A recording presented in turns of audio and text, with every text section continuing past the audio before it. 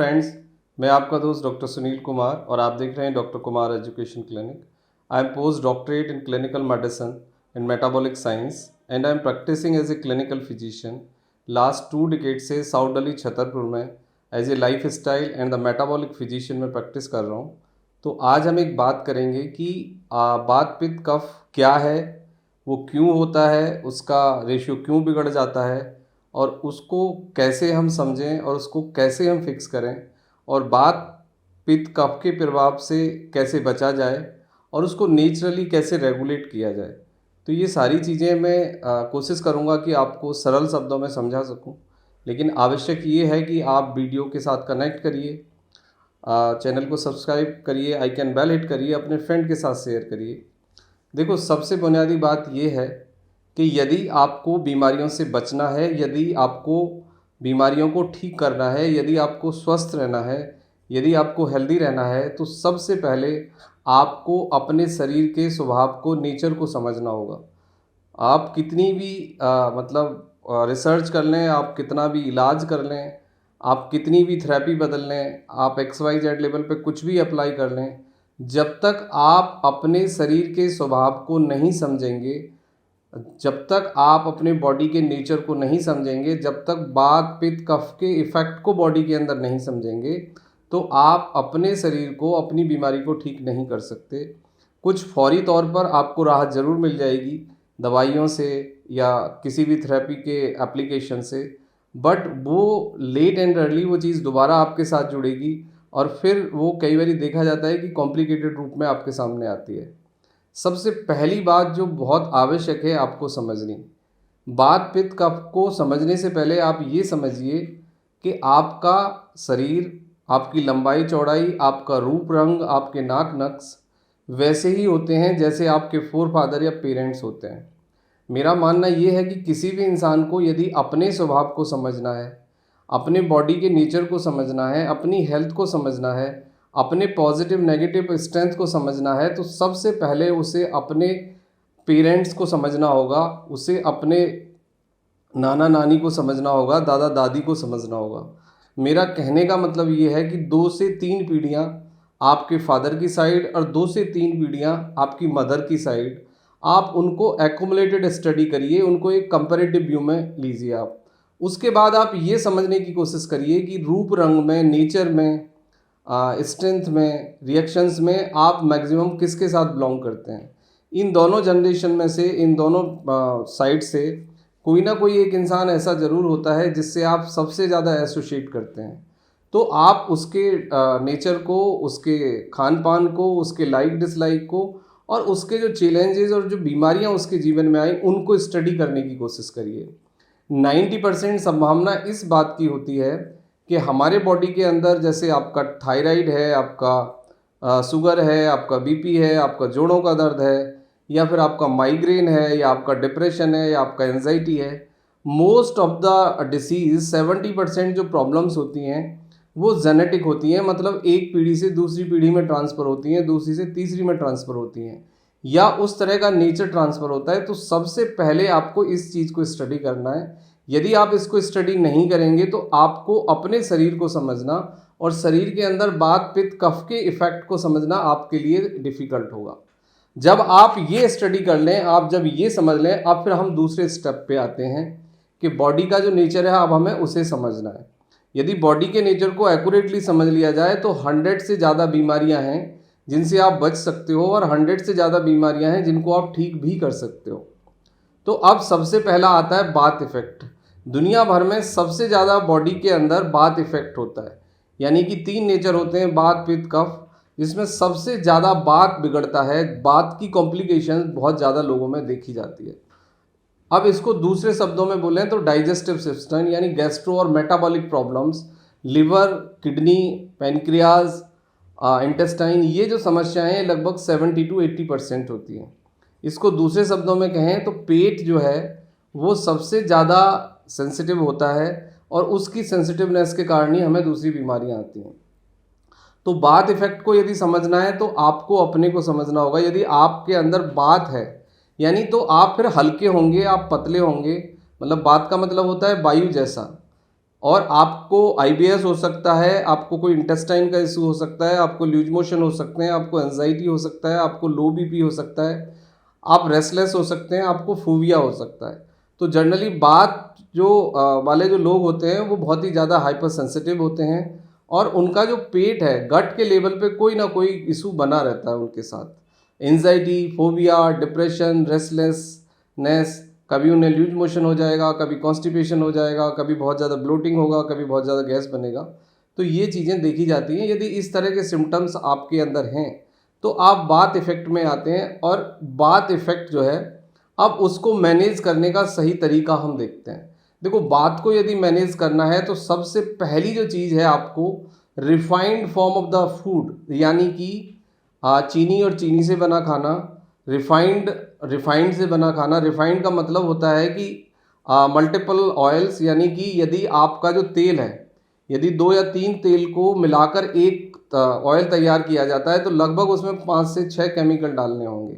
यदि 4 से ज़्यादा ऑयल को एक साथ मिक्स किया गया है तो उसमें 10 से 12 केमिकल आपको डालने होंगे। तो उस केमिकल के कारण और मल्टीपल ऑयल्स एक साथ रखने के कारण उसे हम रिफाइंड फॉर्म ऑफ फूड कहते हैं। रिफाइंड मतलब जिसका नेचुरल जो कंटेंट है उसको ख़त्म कर दिया गया है और एक नई मतलब कंडीशन विकसित कर दी है। केमिस्ट्री में आप पढ़ते हैं आइसोमर, उस तरह की कंडीशंस होती है। यानी है तो वो ऑयल ही, लेकिन अब वो ट्रांस फैट है, अब वो रिफाइंड फॉर्म है, अब वो कन्वर्टेड फॉर्म है। वो आप एक कहते हैं ना कि एक डेवलप्ड फॉर्म है, वो नेचुरल फॉर्म से कन्वर्ट हो गया है। तो refined form of the food किसी भी कंडीशन में आपको नहीं लेना है, पैक्ड फूड नहीं लेना है। और अब इसको डील करने का तरीका ये है कि आप देसी घी खाएं, आप मस्टर्ड ऑयल खाएं या फिर कोई भी ऑयल, एक ऑयल ही खाएं। मतलब कोकोनट ऑयल ले सकते हैं, सूरजमुखी का ऑयल ले सकते हैं या देसी घी आप खा सकते हैं। तो जब जैसे जैसे आप फैट का रेशियो करेक्ट करोगे, राइट फैट आप अपनी बॉडी में डालोगे, pure form of the fat डालोगे, तो फिर धीरे धीरे आपका बाथ इफेक्ट बॉडी का नेचुरल होगा, रेगुलेट होगा, न्यूट्रलाइज होगा।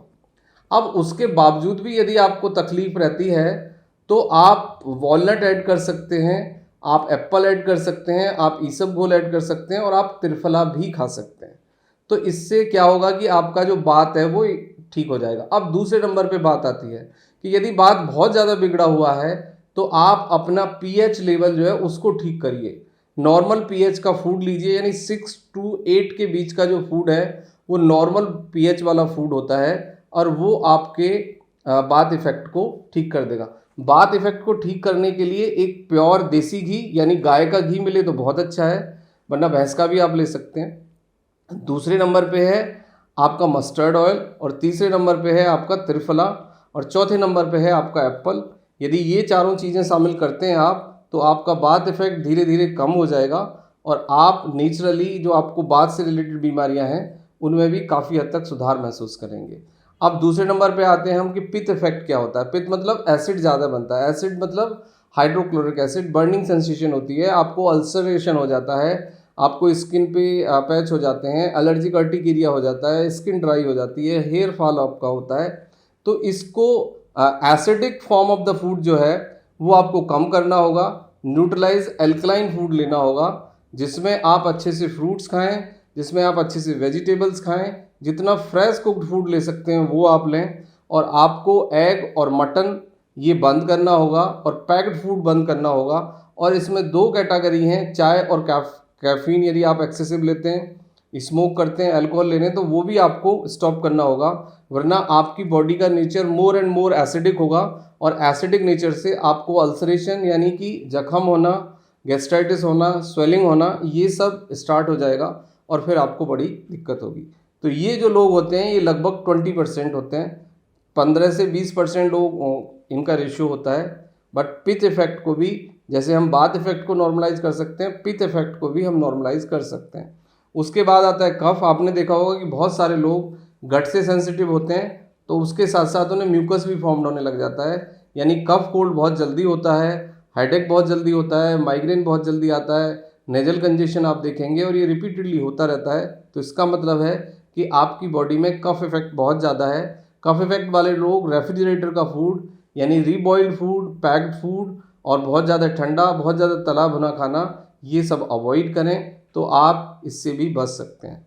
अब बात आती है कि ऐसा कुछ है कि हम तीनों इफ़ेक्ट को एक साथ विद नॉर्मल प्रैक्टिस ठीक कर सकते हैं? बिल्कुल ऐसा कुछ है। सबसे पहले जेनेटिक इन्वॉल्वमेंट देखिए, आपका नेचर किस पे है, आपका नेचर क्या है, और जिससे आप बिलोंग करते हैं जेनेटिक, वो इंसान, उसके प्लस माइनस क्या हैं, उसके सिम्टम्स क्या हैं, उसके डिसीज़ क्या हैं, उसको लाइफ स्टाइल डिसीज़ क्या हुए, उसको आप कंसीडर करिए। यदि अर्ली फेज़ में आपने अपने शरीर के स्वभाव को, अपने नेचर को, जेनेटिक इन्वॉल्वमेंट को पहचान लिया, तो आप लाइफ स्टाइल से जो डेवलप होने वाली बीमारियां, उनसे बच सकते हो। थायराइड से बचा जा सकता है, जॉइंट पेन से बचा जा सकता है, डायबिटीज़ से बचा जा सकता है, हाई ब्लड प्रेशर से बचा जा सकता है, कोरोनरी आर्टरी डिसीज से बचा जा सकता है। लेकिन बचने के लिए ज़रूरी ये है कि ये पहचान यंग एज में हो, और यंग एज में आपका फूड, आपका एक्सरसाइज, आपका एटीट्यूड, इन तीनों पे काम हो, तो फिर जो लाइफ स्टाइल से डेवलप होने वाले जेनेटिक इन्वॉल्वमेंट वाले डिसीज हैं, उनसे आप डायरेक्टली बच सकते हो। Next point, acid base alkaline balance, यानी कि केमिस्ट्री की भाषा में बोलें तो हमारी बॉडी में 3 नेचर होते हैं। एक एसिड होता है, एक बेस होता है, एक एल्कलाइन होता है। इसको हम आयुर्वेद की भाषा में बोलें तो वात पित्त कफ होता है। इसको नॉर्मल भाषा में बोलें तो शरीर का बहुत ज़्यादा गर्म होना, शरीर का बहुत ज़्यादा ठंडा होना, शरीर का नॉर्मल होना, ये एक नेचर होता है। इसके बाद आता है आपका पीएच मैनेजमेंट। पीएच मैनेजमेंट का मतलब है कि हमारे बॉडी का, हमारे गट का, हमारे ब्लड का, हमारे यूरिन का जो पीएच है 7.35 के आसपास होता है। तो लगभग 7 के आसपास, यानी 6 to 8 के बीच में पीएच वाला फूड आप खाइए, आपके वात पित्त कफ बिल्कुल ठीक रहेंगे और आप हेल्दी रहेंगे। इसको दूसरे शब्दों में मैं बताऊं तो जो भी हम ट्रांस फैट लेते हैं या पैकेट फूड लेते हैं, वो एसिडिक होता है नेचर में। नॉर्मल पीएच वाला फूड गूगल पे आप सर्च करिए तो list of normal pH food और category of the normal pH food, ये आपके लिए बना है, जिसका पीएच 6 to 8 के बीच में होना चाहिए। पीएच से मतलब है कि आपके फूड के अंदर water content and fibre content का रेशियो ठीक होना चाहिए, तो फिर आपको डाइजेशन संबंधित प्रॉब्लम नहीं होंगे। और जब डाइजेशन में प्रॉब्लम नहीं होगी तो आपका वात पित्त कफ कुछ भी नहीं बढ़ेगा। नेक्स्ट पॉइंट आता है राइट फूड लें, टाइम पे फूड लें, फ्रेश फूड लें, प्रॉपरली कुक करें और उतना ही कुक्ड करें जितना आप कंज्यूम कर सकते हैं। Reboiled food, refrigerator food, packed food avoid करें। अब नेक्स्ट पॉइंट आता है एक्सरसाइज। रेगुलर वॉकिंग करें, डीप ब्रीदिंग करें, मेडिटेशन करें, और कुछ भी ना हो सके तो एटलीस्ट 30 मिनट 40 मिनट वॉकिंग कर लें, ये बहुत ज़रूरी है। उसके बाद है स्लीप। आपकी जो स्लीप की क्वालिटी है उसको अच्छा रखें। Average, on an average in young age 7 hour का स्लीप बहुत ज़रूरी है। स्लीप डिप्रिवेशन है, यदि नींद अच्छी नहीं आती, बीच बीच में स्लीप की क्वालिटी डिस्टर्ब होती है, तो उस पर काम करें और एक पॉजिटिव एटीट्यूड रखें, तो इससे आप बच सकते हो। यदि आपको कुछ नेचुरली इसको ठीक करना है तो एक आप देसी घी यूज़ करिए, रिफाइंड ट्रांस फैट बंद कर दीजिए। दूसरा, कॉन्स्टिपेशन गैस का इशू है तो आप त्रिफला खाइए।